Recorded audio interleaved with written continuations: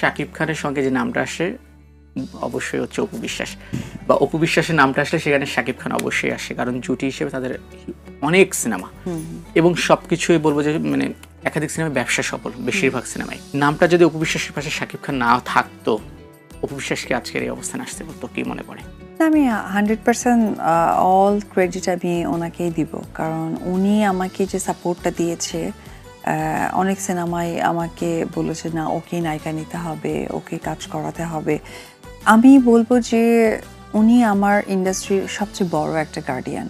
এই গার্ডিয়ানশিপটা যদি উনি আমার উপরে না রাখতেন, তাহলে আমি আজকে অপু বিশ্বাস হতে পারতাম না, দর্শকদের কাছে পৌঁছাতে পারতাম না, এবং দর্শকদের ভালোবাসার ঢালুই টুকিন হতে পারতাম না। এখনো শাকিব ভাইয়ের দর্শকরা আমি দেখেছি যখন আপনি বিভিন্ন প্রোগ্রামে যান, আসলে উপচে পড়া ভিড়ও থাকে তাদের, আসলে অনেকে বলে শাকিবিয়ান বা এসে সেলফি তোলে বা অনেক গল্প করে, এই তখন এগুলো কেমন লাগে আসলে?